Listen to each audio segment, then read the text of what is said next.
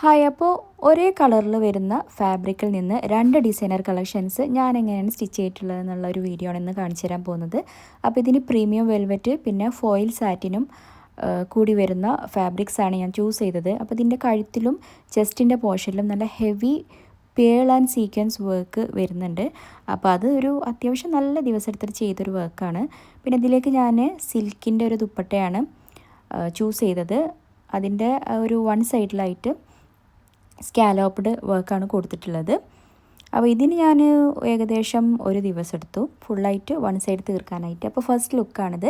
സ്കാർഫും പിന്നെ അതുപോലെ ഒരു വൺ സൈഡ് ഷോളൊക്കെ ഇട്ടിട്ടുള്ളൊരു ലുക്കാണിത്. പിന്നെ ഷോൾ ഇടാതുള്ളൊരു ലുക്കുണ്ട്, അതിതാണ്. അപ്പോൾ നിങ്ങൾക്ക് ഇതിൽ രണ്ടിലും ഏതാണ് ഇഷ്ടപ്പെട്ടതെന്നുള്ളത് കമൻറ്റ് ചെയ്യണേ. രണ്ടാമത് ഞാൻ വെൽവെറ്റിലാണ് ചെയ്തിട്ടുള്ളത്.